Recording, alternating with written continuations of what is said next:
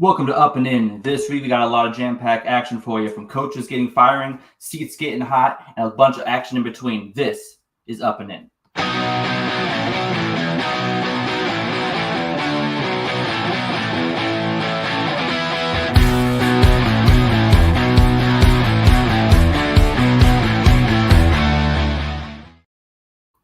Hello and welcome to Up and In. With me, as always, Black Elmore. Thank you for tuning in this beautiful Mother's Day Sunday. Shout out to all the moms out there. And of course, as always, with me, my co-host, Chris Hackney. Hack, how's your weekend been, my friend? Good. Good Mother's Day. Celebrating the mothers in my world, and happy Mother's Day to all the mothers out there, That's what this weekend was about. Wouldn't be here without him, that's for sure. No, it was definitely cool watching baseball games the entire day. Unfortunately, my wife had to work, and so we're sure happy Mother's Day. We were able to go to the beach yesterday, but today I've been watching baseball, and they've been kind of showing all the moms in the crowd, and it's just nice to see them get some recognition. I remember my mom coming to all my games when I was growing up, and she was one of my biggest supporters. So definitely one of the bigger holidays that we play baseball on. This and Father's Day probably are the two biggest, along with July 4th. But lots of jam-packed action today. We're going to jump right into it. And we're going to start off out in Pittsburgh with the Paul Skeens debut patch debuts. That is right, a $1.11 million card. That's how much it sold for our auction. Finally debuts at Dick's World of Sports in Pittsburgh. They have a whole section for cards and other sports apparel. They're only limiting it to 500 people per day are actually able to go and see this card. Hack, are they making a bigger deal out of this card than it actually is? I mean, yes, but no. You strike while the iron's hot. We talked about, I think last week, I told you I'm planning to go to Pittsburgh to watch Skeens pitch. And right. I hope that one of the days I'm there, I can be one of the 500 people that get to see that card and take a picture of it. There's something to be said that I'm taking a trip to Pittsburgh. And the second place I want to go after the stadium is the Dick's Sports to see this card with my own two eyes. Right? But 500 people a day, I feel like they're acting as if this thing is like the Mona Lisa. It was like a patch worn on a dude's shoulder. Yes, he won Rookie of the Year. Yes, he is a phenomenal pitcher and who's making waves, in the limited time he's been in the league. But dude just finished his first full 1 year, just hit his 1 year anniversary marker, and dude already has a shrine to him in Pittsburgh. Yes, he's a huge deal for the community. Yes, he's a huge deal for the franchise. I feel like this is just a bit far-fetched. I mean, with the way that we always talk about Pittsburgh, the way their management runs the team, the way that they're, we're talking about here soon, the manager just got fired. They don't spend the money to make this team competitive. So the real question is I don't even know what the question is. What's the point of doing this? He's just going to be gone in 4 years anyway. I mean, I guess I wouldn't see the point of limiting it unless you're selling tickets to take a photo with it to try to recoup your 1.1 million. But to be honest, I also don't know how you stop it. I haven't seen a layout of the store, but if I want to buy a pair of cleats, I don't think Dick's is going to tell me I can't come in there to buy cleats. And once I'm in the store, I don't know how you stop my eyes from looking at that patch unless it's behind a wall, like a special wall, a secret room. So from what I've seen, it's upstairs in a whole separate section of the store. So there is a way to limit the viewers and how many people are able to access it. So that is something that I've noticed, that you have to go upstairs to see it. I would be interested in seeing it just because I want to see what the whole, I guess they have some pretty other sick stuff up there. I'm not quite sure what else is up there, but it's something that we should watch for, see if, the 500 viewers is just to try to limit the pandemonium they think is that this card is going to cause. I'm not sure, but it'll be interesting to see if they kind of open up loosen up the reins a little bit. When you go to Pittsburgh, though, you definitely got to get some footage and some pictures if you can. Maybe check out the line, see how long people have been waiting in line to see this card. It'll be interesting to kind of find that information out. But we're going to continue. We're going to continue this Paul Skeens train, though. We're going to continue talking about him because this season he has not had the greatest start. Obviously, specifically against the Cardinals. The Cardinals have absolutely owned Paul Skeens in his career. 0-4 against him, a 2.76 ERA, which is nuts to me that a team is owning Paul Skeens and he's only allowing under 3 runs a game. Do you think this is just a case of, hey, this team has his number, or do you think there's a little bit more to it, as in just like he doesn't pitch well in St. Louis? He's pitched 2 games at home and 3 games on the road against the team, and he's lost at both locations. So do you think this is just an example of a team that has his number, or do you think there's a little more to it? I mean, I would say more so a team that has a team's number. Because if we're looking, let's just look at the bottom line there. 5 starts, 2.76 ERA. I would argue if you put those 5 starts on the Dodgers, the Phillies, the Padres, the Yankees, all the teams that are going to be in the Skeens market in the 4 years when he comes up for grabs, he's not 0-4 against the Cardinals. Yeah, no, absolutely. When you look at these numbers, the only game he really struggled against them was in earlier this season. He had 6 innings pitched and he had an ERA of over 7. That's really the only game you could actually say like he lost as a pitcher. He's got a game where he almost threw a complete game, 8 1/3 innings, and got the loss in that game. I mean, what more do you need to say? He gave up 2 runs and they still found a way to lose, even in his dominant performance. So I don't think there's too much to be said as far as about the Cardinals. I think it's more about the Pirates and their offense and their inability to help him. I think when you look at his numbers from the losses he does have, he should be 3-1. If you look at the ERA and how he performed in those games. So I don't think it's too much of an issue. I think it's just kind of a coincidence that one team has had such success against him. And I think it's a lack of offense as well. But let's look at his season a little bit as a whole. This season alone, he's 3-4 on the season. His ERA is under 3. He's got 47 strikeouts. He's not being as dominant on the mound as he started off last year. For example, Hack, I know you're a huge Skeens fan. 23 games last season, finished with an 11-3 record and 1.96 ERA. In his 23 games last year, he only walked 4 batters twice. He's now walked 4 batters in his last 2 games on the mound. Do you think this is a case of just early season, still getting some pitches over, or still getting his grips, worked through? What's going on with Paul Skeens so far this year? I mean, I think some of it is the league adjusted. Let's give MLB hitters some credit here. If you came in and the hype was there, and he has a live arm. It's this year, there's tape on you. People get to adjust to you, your pitches. Some teams are jumping. Maybe some teams are more patient. I still say this is a case of Crochet on the White Sox. Alcantara on the Marlins. We've seen stud pitchers on bad teams, and then they leave, and all of a sudden they look a lot better than they did before. I think with some run support, he would be. I'm not going to excuse that. He's had some bad starts this year. He's had maybe 3, I believe, pedestrian starts for Paul Skeens, but the rest of his starts with a better offense, a better team around him, he might have a much. He's not 3-4. He has a winning record. I won't hype him up to say he's 7-0, but I'll give him 5-3. Yeah, with an offense that's actually producing behind him, I definitely agree. And the proof is in the pudding, Hack. I mean, their run differential is -56. They're 2-8 over their last 10. Paul Skeens gets to take the mound tomorrow against the Mets, so that'll be interesting to see if he can kind of get those walks. He'll be on the road in New York. New York's never a fun place, especially if you're a superstar. New York fans know how to let you hear it, that's for sure. So it'll be interesting to see how combats the crowd in New York tomorrow. I'll definitely be tuning in.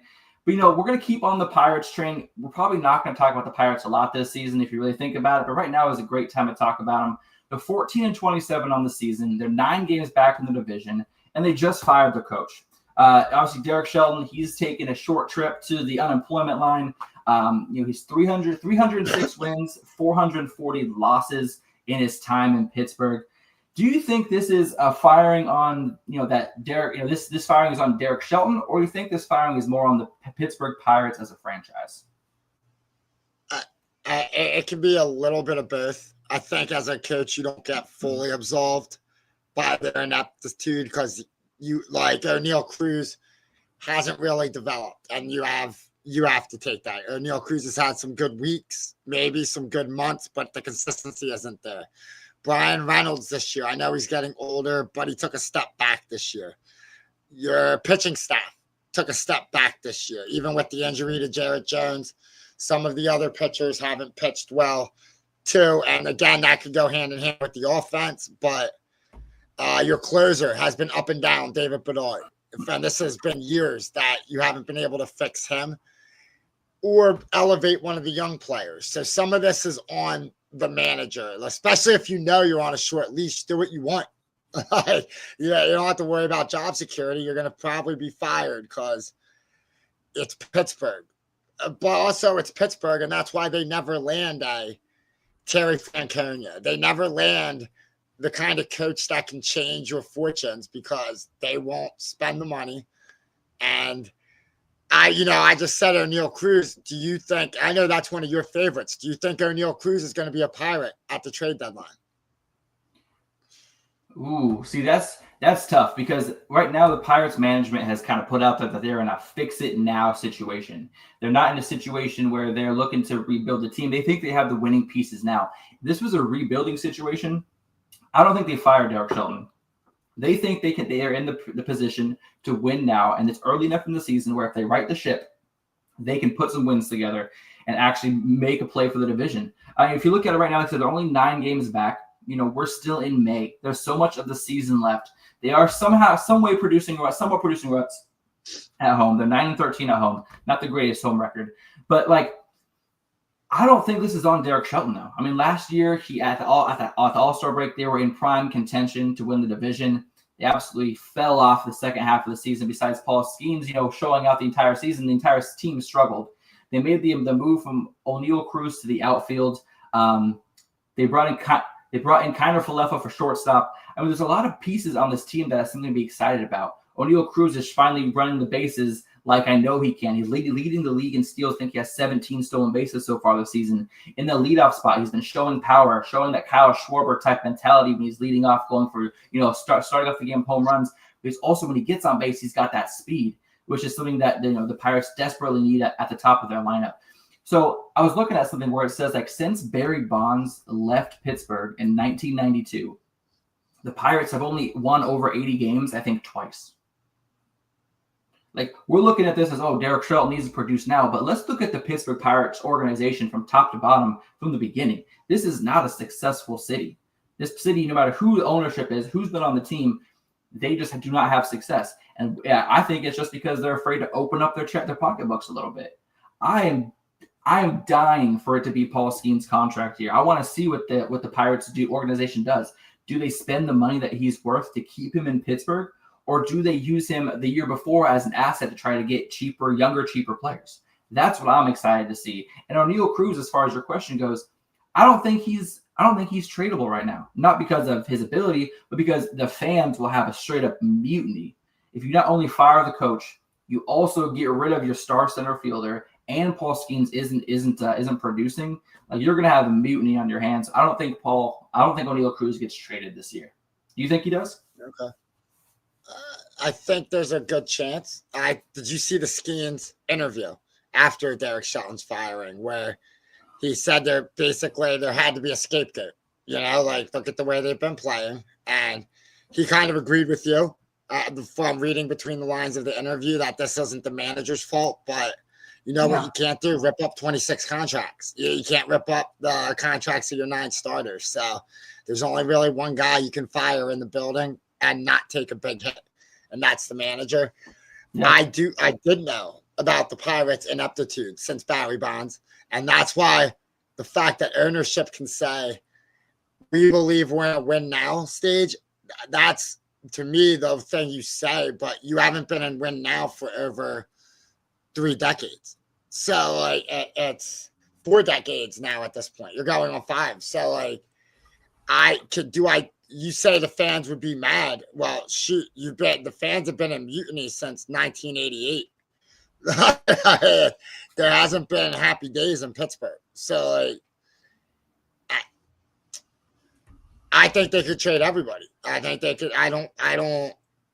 And nothing in their organization says they're going to sign O'Neal Cruz to a long-term deal. No, I mean, they signed Brian Reynolds. Here's the thing. I think they're very invested in Oneil Cruz, and here's why. The dude is an absolute superstar. He's showing everything he can. As the season has gone on, his defensive capability in center field has improved. Obviously, there's still the occasional error here or there. But then again, we just saw Aaron Judge drop an easy pop fly the other night too. So errors happen in the outfield. Speaking from two outfielders here in this podcast, stuff happens. But I feel like he's just too valuable of a piece. He's too young. He's too quick. He's got too much of his career ahead of him for them to even think about getting rid of Oneil Cruz, at least right now. I think if, next season, they finally get somebody in there that they like. Right now, the bench coach, Don Kelly, has been promoted in the interim. They're 2-1 since him taking over. But that's not unheard of. Teams, going on a little bit of a run when they get a new manager, new coach, and it kind of lights a fire underneath, the backside of the players. They realize that this is a business and that they need to they're not above the managers. They're going to get shipped out next if they don't start producing. So it's nice to see them go on a little bit of a run, but I think this season is definitely in the can. I think they're going to finish last in the division. I think Paul Skeens, as great of an asset as he is, they're not marketing him correctly to even get people in the stands to watch him when he's pitching. There's a lot of turmoil and a lot of ups and downs in this franchise, and I do not envy the fans. That's for sure. But we're gonna. Just one quick one. You say all those good things, and I agree with everything you said about Oneil Cruz. And I'll just say Garrett Cole and Tyler Glasnow. I mean, yeah, you're right. I mean, that's honestly, it's almost as if the Tampa Bay Rays learned how to manage their team from the Pirates, except for the Rays are able to hold on a little longer, get success, and then get rid of them. But no, I totally agree. Yeah, exactly. Get a way better return. That's funny that you mentioned that. But hey, Derek Shelton was the first domino to fall this season as far as in the carousel the musical chair game that is Baseball Managers. Another one was released today. Obviously, we were going to talk about the hot seat. Who is next in baseball? Who is the next coach that's going to be relieved of duties? Well, we were going to talk about Bud Black of the Rockies, but guess what? That happened today. He already got canned. They actually went out. They lost yesterday 21-0. They got shut out by 3 touchdowns to the Padres, which obviously the Padres offense has looked fantastic, but they have just been absolutely ran through this season. They're on pace to set the worst win-loss record in the history of the baseball. They've only won 7 games. They won today. Their first. They sent him off with a firing after winning a game today. Their first win. They're 2-8 in their last 10. They got 7 wins on the season. They're being outscored by 128 runs. I mean, Bud Black, I'm sorry to say it, my man, but it was your turn. I mean, we had you on fire in our hot seat. Does this move surprise you, or is this kind of something you were waiting to happen on any day? I mean, it's just like the Pittsburgh job. It's a job when you take. You're not long for it. There's a lot of losses. That's going to hurt your win-loss record for the final, your final career tallies.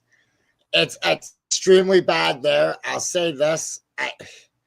As a manager, you have a team that's worse than the White Sox. Some of that's on you. Because we didn't have Colorado this bad at the beginning of the year.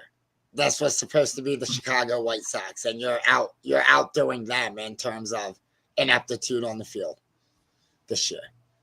Yeah, and I think the thing with the Rockies is they're trying. They're not out there running out like a bunch of minor leaguers, hoping to get capital and make trades and stuff like that. They're actually trying. This is their prime. This is the group of their best of their. I'm not thinking of what I'm saying. Their best recruits are up at the major league level right now. This is the prime that they have in their farm system. I mean, every single move it seems like they make is just turning into a negative.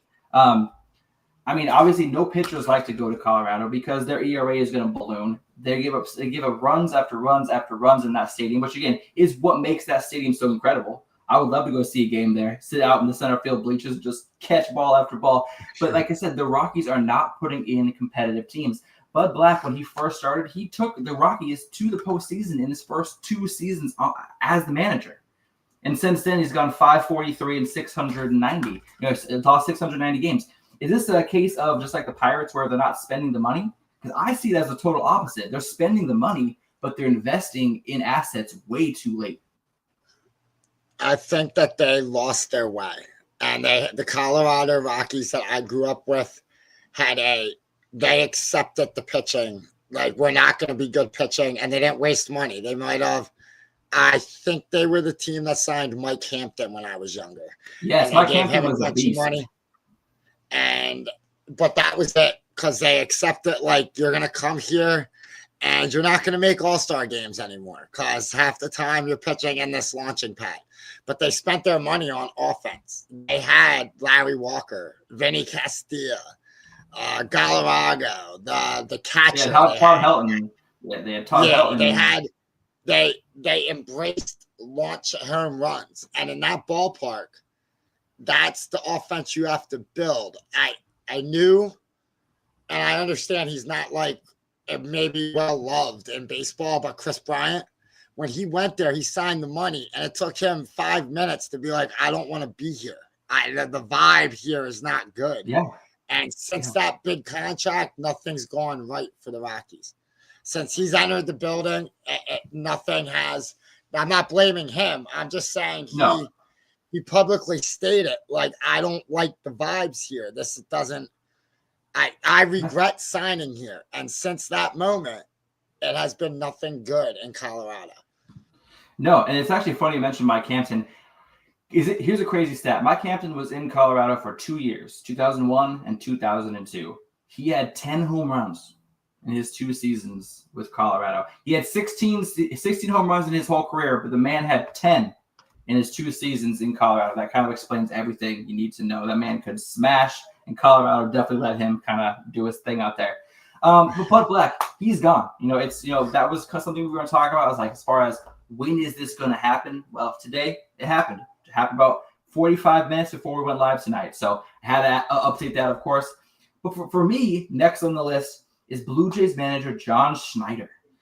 Since taking over as a manager of the Blue Jays, which is 4 seasons, he's 228 wins. He has 228 wins and 209 losses, and he's 0-4 in the postseason. I don't think he's on the hot seat necessarily for the performance. I just think he's on the hot seat for his team's consistent underachievement season after season after season. I can't remember a season, maybe this year, because commentators and analysts have gotten used to this, of course. But before the season, the last 3 years, we've been talking about how this is the Blue Jays division to win. Yes, the Orioles are up and coming, but the Blue Jays have the star power. The Blue Jays have the pitching. The Blue Jays have the athletes and the hitters, and they've been constantly underachieving. Do you think that John Schneider, like I said, they were first in the division early in the year. They've kind of been on a little bit of a tailspin since then. Do you think me putting John Schneider on the hot seat list, do you think that's preemptive and a little bit too soon, or do you think there is some merit to it? Oh, I think that there's very, very good merit to that. You laid out the reasons. The Blue Jays have had high expectations for the last 3 years. I'm going to go with 3 years strong, and they have not lived up. The best thing they've done is get eliminated in the first round of the playoffs. It's not what you just gave Vlad all that money. You're there to compete. And, on this graphic, I think it's fitting that the next 2 coaches are in the AL East, because both those teams have been picked over the last 2-3 years to make noise. And it's been, 0 times for the Blue Jays. I think they made it as a wild card. And the Orioles last year made their noise in a first-round exit. Both of the managers, first-round exits. The talent on the team, I think most analysts have is better than first-round exits. So I think both these managers feel the fire under their feet. And New York and Boston isn't going to make it easy to get back into the race. No, they're absolutely not. I mean, but here's the thing. When you look at the Blue Jays, they lost the sweepstakes for Ohtani a couple of years ago. But when they lost him, it's like they're like, okay, well, there was our chance. They didn't take that money they were willing to invest in Ohtani and go put it somewhere else. They didn't take it and find, okay, cool. Like this last year, why not go try to get someone that obviously we got Vlad Jr. at first base. I'm just throwing a name out there. But like, why not go get a bat like Pete Alonso? Why not go find an opportunity for someone like put him in the DH spot? Pete Alonso's getting a little bit older. Obviously, the Mets were showing that they didn't really want him in the offseason, like they weren't really making an effort Pete Alonso pretty much begged, please take me back. Like, the Blue Jays, I feel like just they need to spend money in the right spots. And I feel like they're in the same exact boat as the Rockies, but a little bit more to show for it. So I said they're 500 this season right now. They are 3 games back of the Yankees and Red Sox to 20-20. They've won 4 in a row, 6-4 over the last 10. They've been producing a little bit better. They did just sweep the first place Seattle Mariners in the West. But again, I think that's more of a case of the Mariners offense kind of coming back to level. They've been kind of overproducing a little bit. And I think that's just the Mariners doing what the Mariners do. I don't know if that's too much to be impressed on as far as the Blue Jays fans go. But it'll be interesting to see what they do, coming up here. They have a tough little stretch coming up next week. Who do they got? They got I think one of the things on the free agent is it's Toronto, and baseball is very other short of baseball, or short of football. Baseball is the most American sport. All of the cities are in America. When you go outside of America, the taxes are different for some of these players that live in America and then go play in Canada. So it's harder. You have to overpay. If you say they missed out on Ohtani, I say short of re-signing their homegrown players, it's been a while since somebody wanted to go to Toronto. They overpaid for Santander this year. Yeah. They did bring him in, but they overpaid. They paid at the max 40 home run level of last season. They didn't take into any consideration Santander's bad to average years. And this year, now that he's regressed back to his average means, we gave him too much money. And that's been Toronto's problem, is you have to overpay. And the people that are willing to go there generally have flaws. And it's been a while since they had a Vladdy. They had their core. They had Vlad, Bo Bichette, Kevin Biggio. Remember 3 years ago, we were talking about the sons of all these former players coming and taking over. And only Guerrero has been a star. Bichette's a serviceable major leaguer, and Biggio isn't on the team anymore because he wasn't that good. Yeah, that's absolutely true. That's true. So, but what do you think happens when it comes to John Schneider? What do you see happening? Do you see him making it through the whole season? Do you see him being the coach opening day next year for the Blue Jays? No, I see him making it through the season, but being fired in the offseason. Yeah, I think the only way that he saves his job is he has to make the playoffs. I think he makes the playoffs. I think it's a whole different story. He makes the playoffs. I think once he gets to the playoffs, though, I think getting to the playoffs earns him one more year. I think he has to actually win a playoff game, though, for him to be able to kind of cement his job and to kind of like reassure himself that he's going to be there for the foreseeable future. Because, hey, if you get to the playoffs, that's great. But if you're 0-4 in your 2 trips to the playoffs, we gotta get something that can actually win. Exactly. So I think I do have him. Obviously, I got John Schneider smoking a little bit. All right, his seat's getting a bit hot. And then we got, of course, in Baltimore, Orioles manager Brandon Hyde. I got the match on him. But after I've been kind of looking into the teams a little bit, I almost feel like his seat should be smoking a little bit too. Brandon Hyde, man, he's got 420 wins over 7 years with the Orioles, 489 losses. Obviously, there was a few rough years in there while they were still developing the young talent they now have up in the bigs. He had 83 wins in 2022, 101 wins and won Manager of the Year in 23, and he had 91 wins last season. He also is 0-5 in the postseason. And as far as this season goes, and the reason we're even talking about him being on the hot seat is that they are not having a great season this year. The young talent is not producing at the level that they had been previously. Obviously, they started off the year with Gunnar Henderson on the injured list. He missed about the first week or two of the season, which took him a little bit to get kind of started into the rhythm of things. Jackson Holiday started to produce a little bit more. Do you think him being on this list is just like kind of with John Stein? Do you think this is a little bit preemptive, or do you think that there is merit to him being on this list? I think he is the exact same. Everything I said about the Blue, except you have better talent in Baltimore. And he is John Schneider 3 years ago when he had all the young second-generation superstars and the hype. He now has all these young players. The hype's there. Even though I believe their pitching staff got worse this offseason. So maybe the expectations for the Orioles were a little too high if we really did a deep dive into how that team was constructed in the offseason. But the expectations are there. And how long are you going to let all those great players be? I don't know if this is true, but I'm just going to use the perception, held back by the manager. You're 0-5 in the playoffs. Both these managers that we're talking about struggle in the playoffs with talent, and you're getting swept by lower seeds. So it's either, I don't think either one are bad managers. Like I think they both could get jobs in Pittsburgh and Colorado, and both those teams would be better today if they had these two in their cities. But unfortunately, sometimes your time is expired with the team. And similar to what happened in Philly, I don't know if it'll be the same thing, but we had Joe Girardi with the same team, fired Joe Girardi, brought in Rob Thompson, and it's the same players. I don't necessarily think Topper's a great coach. It's just sometimes you need to change the message. You need to change the voice in the room. And I think the Orioles and the Blue Jays both need a change in their room. Unless they win a playoff series this year. That's how you avoid that change. We need to change the voice. Win in the playoffs. Well, the problem is with 15 wins, it's going to be hard for them to even make the playoffs. Sitting in fifth in the division, I said their best hitter on the team is Jackson Holiday. He's leading the team with a 264 average. The power is not there. The RBIs aren't there. Stolen base numbers aren't there. There's a lot that needs to be improved on, and a lot has fallen off from last year.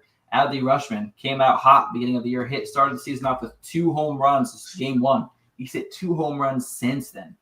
I mean, the team is just not producing. Obviously, the pitching is not as good as it was last year. Losing Corbin Burns to Arizona was a huge hit. But I feel like they did replace enough pitching talent into the bullpen and in the starting rotation, like with Charlie Morton, for example, where they should be able to compete, and they just aren't able to do it. So that's kind of our list. If you have any other managers that you think are on the hot seat, who might be next, throw it in the chat. Let us know who you think.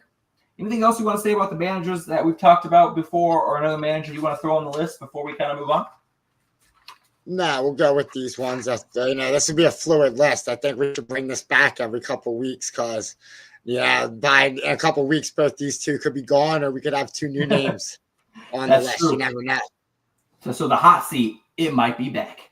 But next up, we're gonna head to some other drama, and this might take a little bit more time than we want to take on it, but we're gonna talk about it. And that's Rafael Devers, and in his issues in Boston. Obviously, he was the Red Sox third baseman. Signed a huge contract a couple years ago, 10 years, $313 million deal. In the offseason, the Red Sox went and got Alex Bregman from the Houston Astros, signed him in the offseason. We're going to put him at third base, last year's Gold Glove Award winner. Rafael Devers, for reference, has had the most errors at third base over the last 5 years. So obviously, seems like a pretty easy choice to move him out of third base. The Red Sox then said, "Hey, we want you to be DH." He was very resistant to the change of moving from the everyday fielder to just hitting in the lineup. He took a few games to kind of adjust to that change. He didn't have a hit in the first 6 games of the season, finally breaking through in his first game in April. And then now in this month of May, he's absolutely torching it, batting .441, 1 home run and 10 RBIs in May. But man, the Red Sox, they've been getting hit with the injury bug, and they just asked Rafael Devers to play a little bit of first base to shore up that first base line and, get that defensive, get him back on defense where he was bitching about the whole preseason how he wanted to be on the field. Now he's getting that opportunity and that chance, and what is he doing? He's throwing the Red Sox face, and he's refusing to do so. How does this come off to you if this is your teammate telling you that, hey, I'm getting paid $313.5 million, and I'm not willing to change from third base to first base? See, I know we're going to have different. I can already tell by the way you're fired up that we're going to have different takes on this one. Because as my teammate, I'm like, I wouldn't go play first either. Look, Rafael Devers, all right? We're not talking about anybody else on that team, actually. That's how special he is. He is the Red Sox. But before the Boston one with Nomar Garciaparra, take that World Series group out, it's him and Mookie as the next one. And 5 years ago, you made your choice. You gave the team to Rafael Devers and sent Mookie away. So now in the offseason, I'm going to believe Rafael Devers in this because most of the time the players, when it's all said and done, we find out that the players didn't lie. It was the GMs and the managers that are like, well, yeah, we pay you, so we get to dictate. So you ask me if you can bring in Alex Bregman, and he's going to play second because I'm Mr. Red Sox. I have these World Series rings here. I'm Hefe. Like, okay, he can come in, play second. A week later, you're already in the papers talking about he's going to be the third baseman, and you want me to move to DH. You slap me in my face. I move to DH. I take the bad move. I go. I have the horrendous start that you talked about. I'm getting killed in the papers. People are laughing at my downfall. And then I turn my season around because I'm Rafael Devers. And now somebody gets hurt. And you want me to go play first? No, I'm not a ping pong ball. I'm your team leader. So like if this is how you treat me, nah, I'm good. If I'm Rafael Devers, I'd be playing in New York in about 2 weeks. And I would shell Boston out of the playoffs. Like you're not. There's certain players, and I see the laughter, but like if the Giants did this to Barry Bonds, how would you feel? They would never do this to Barry Bonds. That's different. You can't compare Okay, Rafael Devers to Barry Bonds. They should have never done that to Rafael Devers. We're not talking. Rafael Devers is Boston. Okay, here's the thing. I see what you're saying, and I hear what you're saying. But what's the point of playing baseball in the season? The goal is to win the World Series, right? His goal, beginning of every year, is to be the best player he can and to help his team win the World Series. And you're telling me, I'm sorry, if I'm Rafael Devers and I'm at the beginning of the season, I'm disrespected. I'm being replaced at third base by some like this. I'm Mr. Red Sox, just like you said, and I'm being replaced at third base. But you know what? You finally take a step back. You hide your ego a little bit. You embrace the DH position, and you start killing it. You're helping your team win. Then a situation arises where for the first base position has not been one that's producing well for you, and defensively, someone gets hurt. What is the easiest transition in the game of baseball? Shortstop to second base and third base to first base. And obviously the outfielders can kind of pretty much interchange themselves. But it's not like they're saying, "Hey, go to the bullpen and become our closing pitcher. Go behind the plate and start catching. Go play center field." They're asking him to play the exact same position, except for instead of applying a tag to a runner, you got to put your foot on the bag and catch it. Like there's literally zero difference. Okay, there is difference to the position, so no disrespect to third basemen and first basemen. But as far as transitioning goes, that's one of the easier positions to pick up, and he can finally get on the field, be able to flash some leather, help his team win and become more successful. Because all this does now, excuse me, is this makes it so the Red Sox have to go look for a first baseman somewhere else. And who's looking like a really nice trade piece right now? Rafael Devers. So if he wants to get out of Boston, he's doing the thing he should be doing. But if he is Mr. Red Sox and he wants to stay there like the 10-year deal he signed says he does, then he needs to play ball.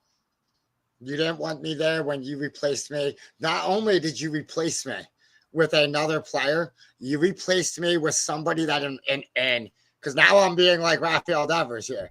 You replaced me with somebody that in our city we believe is a cheater and costed us World Series. So like you have not only did you slap me in the face, you then proceeded to come back for a second one with the backhand. So yeah, I don't like everything you said. Yeah, we're all supposed to win, but like I was involved with like the direction. You've basically told me you don't want me to lead your ship anymore. And that's cool. But like the 10-year, $33 million made me the captain. So like, yes, I will take my captaincy elsewhere. And this is one that like, I think if the Red Sox handle it better, maybe he handles it better. But the way that it's been handled, at least through what I read through his way of seeing things, is from spring training, you've done nothing but lie and disrespect me. And all I've done since, I'm pretty sure the Red Sox signed him when he was 17, and he is in his 30s now. So all I've done my whole life was given my whole baseball career to one town. Brought you World Series. I thought I was loved in this town, and instead you replaced me with a cheater. I don't think Houston's cheaters. I'm just using theirs. Like, if there's some bonds that, like, there's some things you don't treat stars that way. Yeah. In Philly, we get a bad rap in Philly because they say we let Bryce Harper run the clubhouse. But, like, the star does what the star does. There's a reason why in every sport baseball teams have one star. Aaron Judge runs the Yankees clubhouse. Rafael Devers was on that level, and you, as not the team, because it doesn't, I think it's very telling none of his teammates come out and said a single bad. At least I have not heard one thing from the team. Not even an anonymous source that is like, oh, have he's you not heard here anything for the positive either?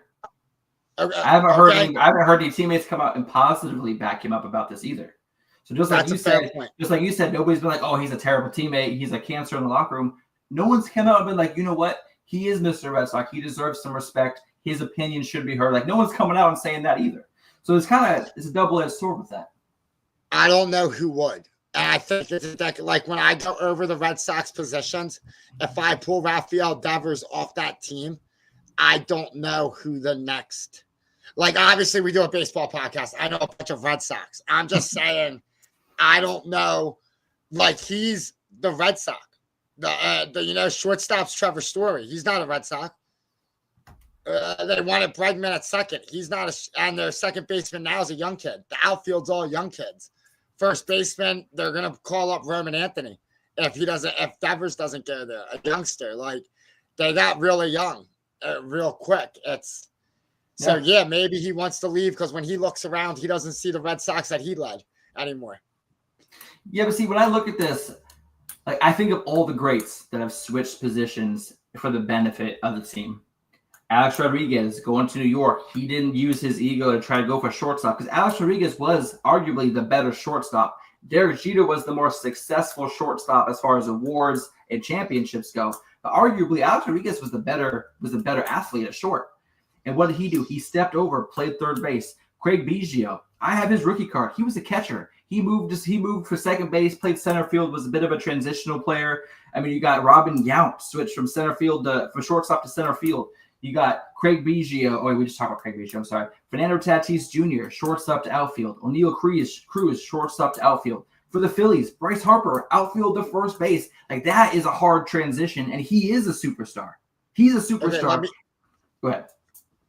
Most of those examples are not what is not Rafael Devers. You're talking about like two young players and Tatis and O'Neal Cruz that were very easily, not easy. I give them credit, okay? But their intangibles lent to, you could be a good outfielder if you just take the summer to learn it. Because you're young, fast, you have chance. Bryce Harper only made the switch to first because they didn't think he was going to be able to throw. So, like, that wasn't necessarily, I'll do it. And if you want me to be really honest, if Bryce Harper was a team player, he would go back to right field. Because the Phillies need more help in the outfield, and they could rearrange the first base much easier than they could rearrange the outfield. They don't have outfielders. But that's the thing. Bryce Harper said he would have gone back to the outfield if Pete Alonso got signed to Philly. He would have said, "I'm happily take my butt back to the outfield for Pete Alonso." For Pete Alonso and everybody, that's a good one.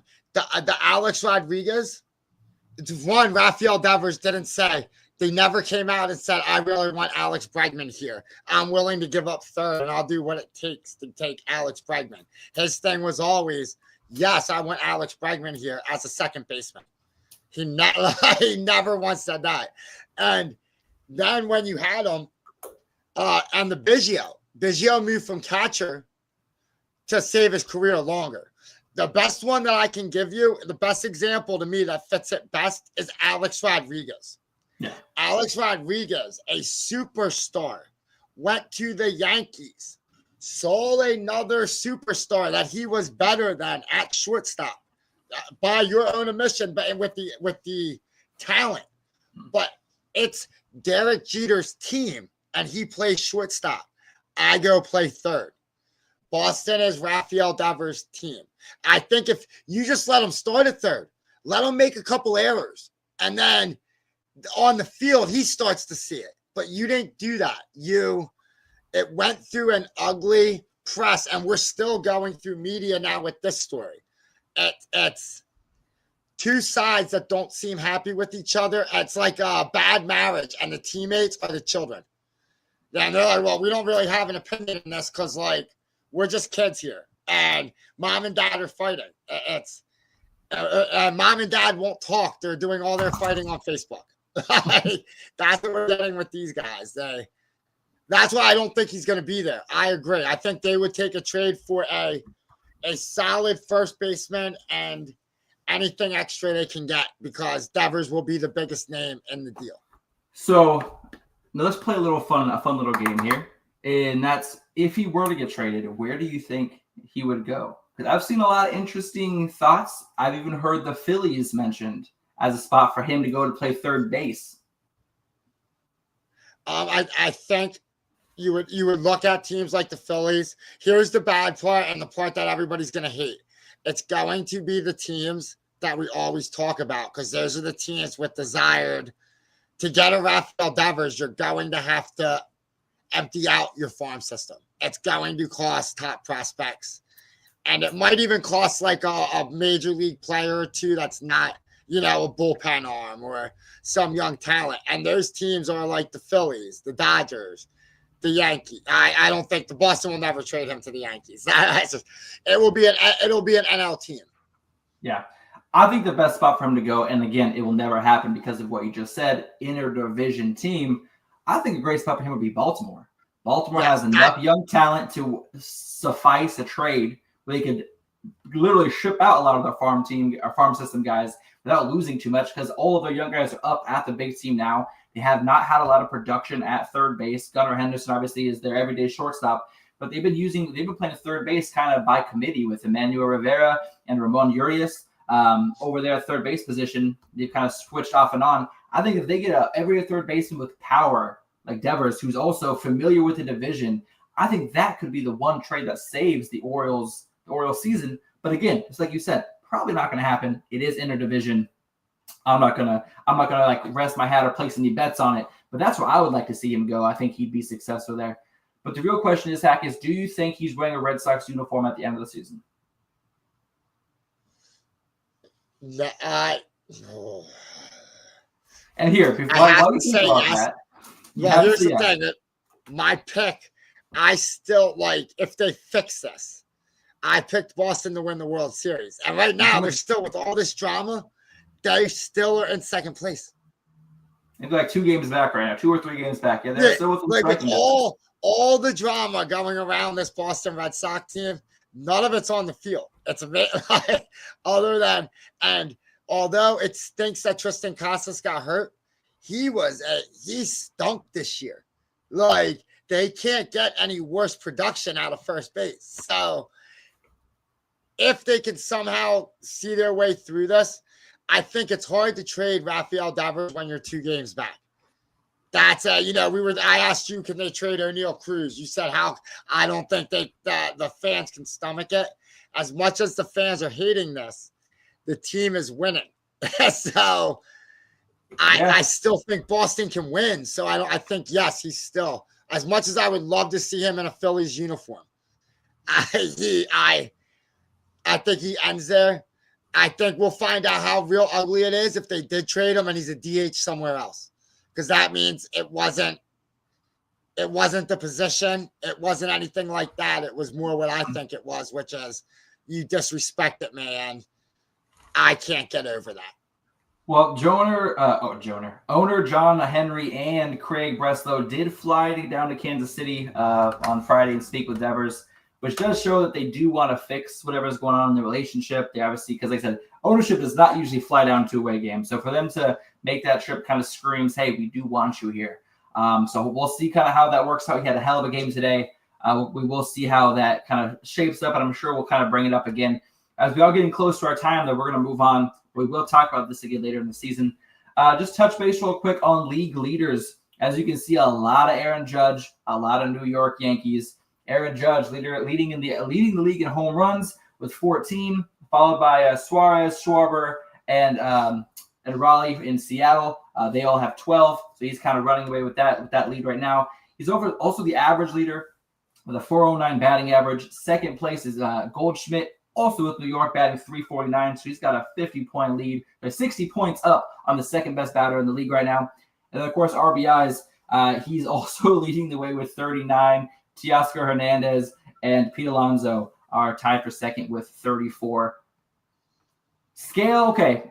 What are the odds that Aaron Judge wins the Triple Crown this year? I put it at 70, and I think that's very high, and that is awesome because there's not many players I have, but he has a huge average lead. That's normally the one that gets the slugger is the average, and I mean it's 60 points. That's like a bad month, and you still could be up by 5 points. What was I saw earlier? He has 5 no-hit games and 6 3-hit games this year. Like he has more 3-hit games than he does no-hit games. That's insane.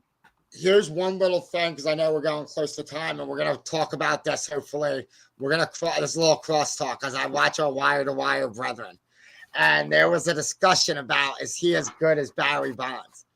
Prime Bonds versus, and I love that laugh because that's what I smirk too. As good as Aaron Judge is, they still pitch the ball to Aaron Judge. Still pitch. Nope. Now, looking at this season, if he keeps this up, though, we may have to start a conversation of should you even pitch the ball to Aaron Judge anymore? Because before this run, Barry Bonds was the only hitter that I ever said you should just walk him, bases loaded. I don't care. Pitch to the next guy because for 1 run's better than 4. Like that's as dumb as that sounds. That's like I know you're gonna say no runs is better than 1, but that's not possible here. So 1's better than 4. He's getting if he keeps this average up, he's gonna be in that combat. Yeah, I mean, I think the only thing stopping him from winning the Triple Crown is if he somehow doesn't play the complete year. And I'm not even going to say the word that starts with I because I am not putting that out to the universe. But like I said, I think the only reason he does not win the Triple Crown is if for some reason he doesn't play, maybe like the second half of the season. And I mean, the way he's hitting, I'm thinking that he could set a new Yankees home run record this year. Speaking of Barry Bonds, if he stays on this pace, we could be talking about 68 home runs end of the year. He could be close to 70. We could be in that discussion where will Aaron Judge be pitched to enough in a game in September where he'll have a chance to hit a home run today? Like that might be, like I said, especially later in the season, if the division race is close, if the Red Sox are able to stay and compete, especially with the Yankees pitching troubles, like they've been giving up some runs. If the Red Sox are able to stay close, or if the Blue Jays can put it together, if the Orioles can turn the season around, we may see Aaron Judge get 1, maybe 2 at bats a game in September, October that actually he actually gets to swing the bat. So it is interesting to compare those two, and I think at the end of the season we should definitely have a comparison as far as this season versus Bond's best season and kind of see side by side. That's going to humble him, but I'm down to do it. But Bonds' best season humbles a lot of great players. Yeah, absolutely. But next up, we're going to jump into some division leaders. I have not changed this graphic in 2 weeks, folks.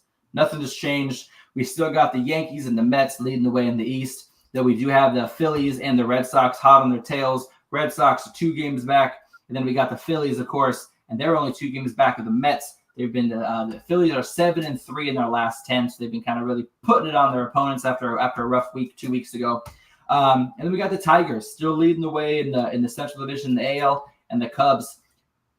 And the Cubs, though, they got the Cardinals hot on their tails. The Cardinals have won 8 games in a row, including winning 3 in a row against my Giants, 8-2 over the last 10. They're only 1 game back in the division, while the Tigers are still holding on to that 2-game lead against the Guardians. The Phillies currently are beating the Guardians right now, though 1-0. I believe it was in the 6th or 7th inning. And then, of course, we head out to the West. The Dodgers still holding the top spot in the NL West, 1 game back from the Padres and 3 games in front of the Giants. I said Dodgers are 6-4 in their last 10, and the Padres are 7-3. Like I said, the NL West, man, they are not slowing down. These teams are winning. The Diamondbacks are still competing. Like I said, the Rockies, though, we talked about them earlier. Obviously, no matter what division they were in, they would have some struggles this year. But where we really want to focus is the AL West, and that's with the Seattle Mariners. They currently have the division lead. There is one change on here I did not make, and that's Houston has jumped the A's into the 2nd spot. And so the Houston Astros are 20-19. The Athletics are 21-20. Both 2 games behind Seattle right now. Is this how you saw the division going at the beginning of the year? Obviously, we talked about the Mariners pitching. Their hitting has been hot lately. Not so much in this last series against the Blue Jays, but they've been showing up. Athletics are competing. The Astros, they seem to kind of be putting it together. The last month or so of the season. Is there any big surprises in the AL West, or is this kind of how you saw it laid out? I mean, for me, I had Houston winning and Oakland being the wild card. So I guess Seattle being up there, their offense got hot for 2 weeks ago, for like the last 2 weeks. I think when we do this in a week, Houston will be 1. Seattle will be 2. It'll take the A's a little bit longer to jump Seattle. But I thought Texas would be a little better and LA would be a little worse. If I'm being honest, I thought the Angels have actually been competitive. I know their record doesn't look it, but they've been surprisingly a tough game for these teams. But I did think Texas was going to have a rejuvenated offense, and they have not really. They haven't lived up like we talk about the young kids in Baltimore, but Texas had Evan Carter, Josh Young, Wyatt Langford, who's the first baseman. Yeah, I mean, you still got Adolis Garcia. You still got Corey Seager. I mean, you got Kumar Simeon. Rocker. Yeah, Simeon's playing second base right now. I guess I got Simeon. Yeah. I mean, the team. Oh, you have who they just pick up, not from the Giants, the Diamondbacks. Jock Peterson. He had a rough start to the season. I mean, he went 0-84 before his first hit. Jake Berger's in the minors right now. Yeah, and that wasn't something you expected. Right. Yeah, I mean, obviously he's going to be back up. He's not going to be in the minors long, but just everything. It's weird that their pitching staff has actually been relatively healthy. Like DeGrom's throwing. I thought it'd be the opposite. They'd be struggling because of pitching, but it's been the hitting. And to me, the 2 most intriguing teams is Oakland and Houston. I think Oakland is having or I don't know, are they Oakland, Sacramento, just the Athletics? Just the Athletics is what I've been told. They're showing, these young kids are showing why people should be excited in Vegas that they're coming. I just wish they played in a bigger stadium so we could really see how that would translate. It's hard to tell. We were talking in the week about the true home runs, and they're one of the teams that's going to come into next year it won't next year. They'll be in a real stadium, but no, they're going to be there for 3 years. They're there for 3 years. Okay. So that's a team we're going to see there. You're going to see that maybe not every home run would be a home run, but it sure is fun to watch, isn't it? No. Hey, they're one of the more entertaining teams to watch. Whenever the Athletics or the Padres are on TV, I'm always tuning in. But hey, as far as the AL West goes, the Mariners and the Astros are the only teams that are actually outscoring their opponents. The Athletics, Rangers, and Angels have all been outscored. And over the last 10, the best record in the AL West is the Mariners and the A's, and they're 5-5 over the last 10. Everybody else is 4-6. So, like I said, the Mariners may be first place in the division, but they would be second place in any other division in baseball. This might be the worst division in baseball this year. We always talk about the central divisions and how from top to bottom they do not compete. Well, do you know what? This season, this might be a down year for the AL West, because as far as I'm concerned, we have 3 teams in the Central that are above. That the Seattle Mariners would be in 4th place in the AL Central right now, and only 1 game ahead of 5th if they were in the Central right now. So a lot of baseball to go, obviously. And also, Houston fans, be better. Lance McCullers gave up, 8 runs in the first inning yesterday, and then he received hundreds and hundreds of death threats to his social media, threatening his kids, threatening his wife, threatening his own life.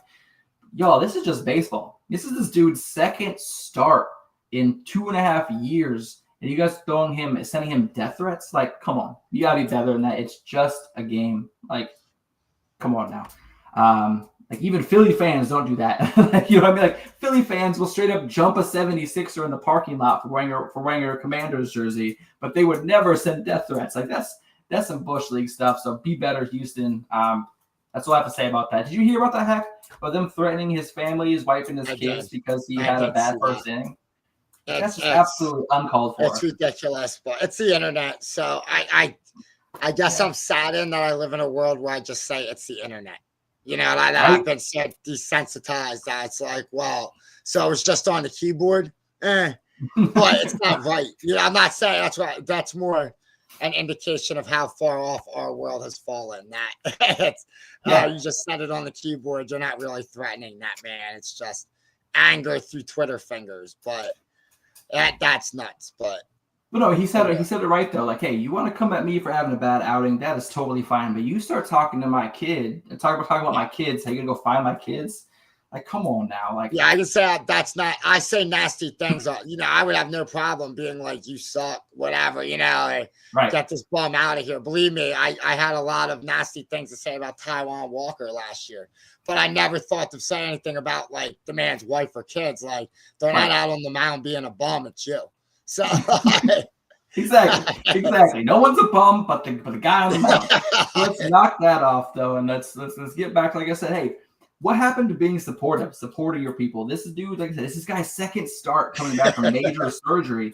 Like when Trey Turner, and like we talk about Phillies, we talk about Philadelphia a lot because they have a bad reputation when it comes to sports. But look what they did to Trey Turner. Dude had this worst start in his career in his first year in Philly. And what did the freaking Phillies fans do? They gave him a standing ovation, literally turning the season around and spurring the Phillies to the NL Championship Series that year. I'm like, there's ways to support your team, and you don't have to do it in a negative way. That's all I'm saying. Be positive. Cheer him. You know what I mean? Like, don't put him down, especially his family. But Hack, we are close on time. Don't give standing ovations to 8-run pitchers. No. Don't. That standing ovation was beat sauce, though. It worked, but that's beat sauce. That was a little bit weak. But I hear you. Watch the Netflix special, yay. Yes, Netflix special, exactly. But hey, that's a quick wrap up for the AL West. Seattle still holds control of the division. Houston and the A's are hot on their tail. This week, the last few weeks, though, we have been doing a Mount Rushmore list of AL West teams before we go on to another division. Tonight, we are doing the Texas Rangers. And let's go ahead and take a look at our lists. Are pretty much similar, but let's take a quick look. This is my Texas Rangers Mount Rushmore. Hack has a little bit different of a list, but because we have similar players, I'm going to go over a couple of these guys, and then I'm going to let Hack kind of do. Oh, I'm sorry, Hack. This is your list. This is your list, my friend. Yes. That's Corey Seager. You go first. I was going to say, you have a Dodger in there too. No, I don't know why. You couldn't even get him in the Rangers. You're already throwing shade at my list by putting him in the Dodgers uniform. But really, I think that we have the same three. It's really just one, right? Yeah, it's just one guy. That we differentiate. So I'll talk about Seager and Juan Gonzalez. I think he's the oldest guy on there. That's more my age group. So Juan Gonzalez, maybe the most prolific home run hitter for the Texas Rangers. I know he won one MVP. He might have two. But 96 and 98. Like if for a certain age group, this guy was like a home run. You wanted to see him in the home run derby. Like this guy smashed the ball. He is what I remember growing up as the Texas Rangers. They had Juan Gonzalez. That They didn't have much, but they had Juan Gonzalez. They And didn't have much, but they got one. he smashed the ball. I also love that you got the card with like rated rookie on there because like they still use the rated rookie Donruss. It's great that that's like 20 Yep. years later and they still have the same swag. And now I'm going to go to I feel like probably the controversial one. Corey Seager. I know he's only been a Ranger for, I don't know, 3 years now, 4 years. But before Corey Seager, 0 world titles. After post Corey Seager, 1 world title. MVP of the World Series. The reason why the Texas Rangers are relevant again. Came from LA to save the day. All seriousness aside, I am obviously a huge Philadelphia fan. And I'm going to cross sport this in a way. That way, it's the best way for me to like describe why he's on the Mount Rushmore. I love the Philadelphia Eagles. Before last year, if I was making a Mount Rushmore, Nick Foles, the guy who won the Super Bowl for the Eagles, our first Super Bowl, was on the Mount Rushmore because you have one championship. Who's the MVP of said championship? That man. You have to be on the Mount Rushmore. I don't know who was the second general of the Revolutionary War. I know George Washington was, so he's on Mount Rushmore because without him, we're not the winners. So without Corey Seager, Texas ain't winners. So Mount Rushmore. You know, your argument right there, it's hard to argue with you. But basically what you're saying is like, of the Golden State Warriors, whose I'm going to reference, if you looked at their Mount Rushmore, you're telling me that Andre Iguodala belongs on the Mount Rushmore because he's a champion and a championship MVP? Is that what you're saying? I'm telling you that the Golden State Warriors Mount Rushmore, that 3 of those spots are taken up by Draymond, Clay, and Steph because before them, I don't even know what a Golden State Warrior was. I do. so, and now the 4th spot, we could argue now that I don't know if it's going to be a basketball one, but like we could argue one of them Run TMC guys could be on there. I'd probably put Tim Hardaway, but I wouldn't argue if somebody was like, well, Andre Iguodala is a MVP. What did one of those guys win? History's written by the winners. I'm not saying it's right or wrong, but the winners write history, and you need like winning a championship for your city means something, especially the first one. I do have to say though, that's totally my bad on throwing him in a Dodgers jersey. I did not even when I was grabbing Corey Seager baseball card, I did not even see the Dodgers on his chest. So that's my bet on that. So we've gone over a couple of hacks about Rushmores. We are a little bit over on time. So as you can see, as I switch to mine, there's only one different graphic. And you know what? We're going to give a little bit of talk to a couple of these guys. And that's Ivan Rodriguez. He's the first on my Mount Rushmore. He should be on everybody's Mount Rushmore. He was also on hacks. He played 13 years with the Rangers. He batted .304 with the team.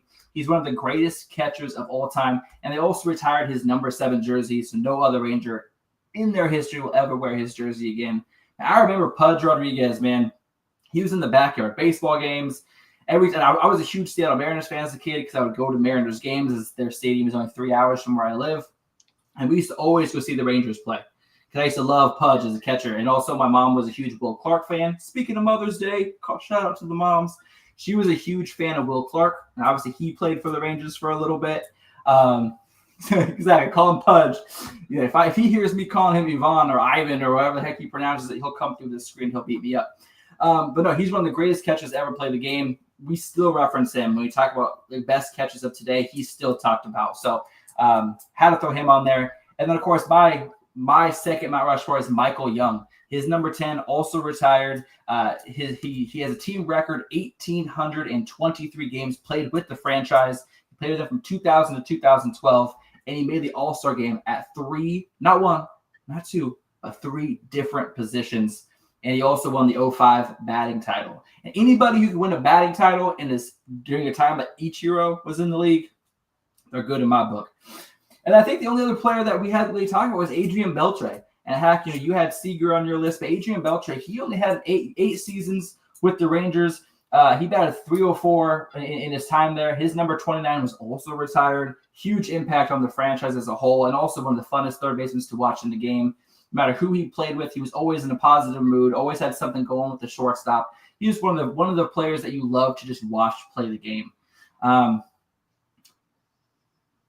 then obviously we got Juan Gonzalez. I think a lot of people might not put Juan Gonzalez on their list.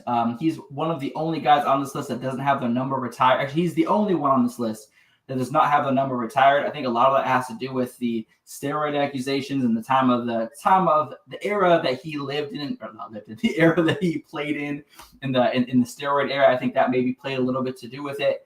But I think the Rangers list, I think we did fantastic. Obviously there's a couple other guys we could throw on this list, like Nolan Ryan, for example. But he's definitely going to pop up when we go down the line, probably later in our AL West Mount Rushmore series.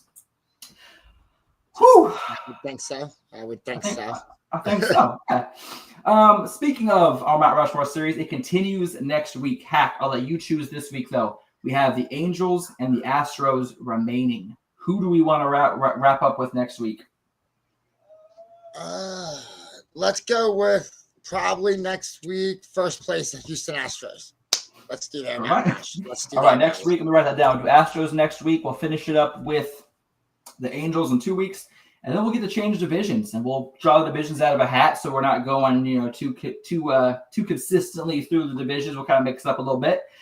But we got one more thing. Yeah, Gino, he would absolutely freak out whenever you touched his head. That was one of, like I said, he had so many great relationships with his teammates that we got to see unfold on SportsCenter and Baseball Tonight. Rest in peace to Baseball Tonight. But heck, we got one last thing to do before we get out of here and get everybody back home and enjoying their moms and their wives and their grandmas and all that stuff for this beautiful Mother's Day. And that is our weekly segment, This or That. And this week, I made it a little bit easier. Last week, we went with a top four hitters in a lineup you had to choose between. This week, in This or That, we're choosing between two players. Obviously, player A, hitting a .317 average, 3 home runs, 19 RBIs, and they've only committed one error in the 34 games played this season. Now, just for reference, I made this graphic Friday, so yesterday and today's games are not included in these statistics. Player B is hitting .258 with 5 home runs, 25 RBIs, and 7 errors in 39 games. Which of these players are you choosing to be in your lineup? I'll take player A. I'm going to get the benefit of player B seems to be home runs and RBIs. And I would argue that if I drop player A into the same lineup with the .317 batting average, I'm not going to get maybe the home runs, but my RBI total should bring it to kind of even, if not even better, because he's producing more in RBI opportunities and I'm getting 6 less errors. So I think, I'd take player A. I think this one's pretty easy, at least stat-wise. Are you ready to throw up? Once I reveal who these players are, you're going to throw up. Please put in the chat, player A, player B, who you want in your lineup. Because we're going to reveal this in 3, 2, 1. You chose Javi Baez over Elly De La Cruz, my guy. This is this season's stats. Javier Baez, who has not had great seasons with the Tigers over the last few years, is absolutely shredding right now this season. He's been the utility guy, playing second base, shortstop, even played the outfield. He's all over the field. Like I said, he's defensively sound at every position he's played, only committing 1 error across the 4 positions he's played. He's hitting over 300. He's doing everything he needs to do. He looks almost like the Javi Baez we saw in Chicago. Obviously, I'm not going to compare him to that Javi because that Javi was impressive. But hey, he's having a hell of a season, and one of the reasons why the Tigers are first in their division. Like I said, Elly De La Cruz still having a great season, but also got to call out his defensive liability that he is. But were you expecting for these to be the 2 players?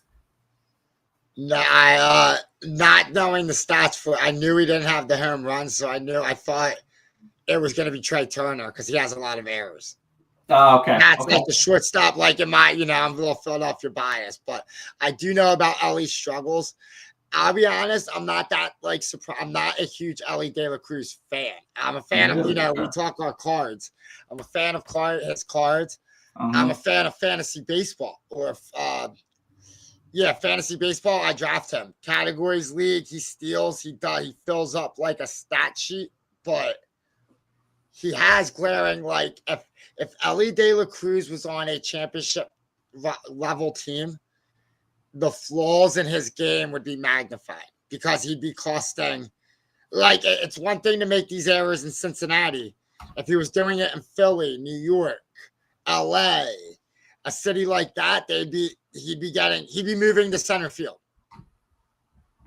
He'd be joining the Tatis and O'Neal Cruz list of, you need to learn to be a center fielder, because I don't know if shortstop's your major league position. I think he'd be a great center fielder, if I'm being honest with you. Yeah, I mean, much better than shortstop. It's getting to be like him and Trey Turner can have a contest to see who can make the most errors, and a lot of times Ellie beats him by a lot. Well, that's it. I mean, that's it for this week's show, Hack. Next week, we're going to do the Astros Mount Rushmore, and we're going to do a dive into NL Central. NL Central next week. Yes, okay. We're going to talk the hard-charging Cardinals. We're going to go a little bit more into the Pirates. I think there's a little bit more to peel off that. The Brewers and some other teams there. We're going to give the Central some love. All right, next week, you had it here first. Hack called it Astros Mount Rushmore, NL Central Deep Dive. This is the spot for it next week, up and in Sunday evening, 8 p.m. Eastern Time, 5 p.m. Central. Please like, share, follow. We have shows every day of the week. Next show up is the morning show tomorrow morning at 9 a.m. Eastern Standard Time, 6 a.m. West Coast time. I can never make the show because I'm sleeping. I know you do. I see the comments. I'm in their chat a lot. Catch that show. That is a great way to start your day. You heard it here first. Now, he said Phillies, Guardians still playing. We also got an NBA playoffs on right now. Go watch the show. Go enjoy your Mother's Days. And we'll see y'all next week. Happy Mother's Day. Don't forget the hockey playoffs. This guy's biased over here because the Sharks aren't doing nothing. Sharks suck. We're out. Exactly. Salvi on deck. Yo, bouncing ball against the shift. Bregman stabs with the dive. You need to wake up and get to work. Get to work. Yeah. Lindor smacks one to deep right field. Tucker back on the warning track at the wall. Francisco Lindor puts the Mets back in front with his back pulled under the ear. Buddy Cotton moves fast in the fast one. Baby Young Jackson, baby blast him. Still true, still in the good culture. I can give no fucks with a hater. I breeze from the I-5 in the shoulder. Talk away what they say from the I-5. Haters now discounted like a good trick. Paid attention, then expect the refund. I get it, I got it, I get it. I be the one really spit. Now you must be really kidding. Goddamn it, where is the spirit? Goddamn it, where's the pride? I'll be like, God damn it, when I show up in the artist on the high. Shut up! You're killing me, Smalls.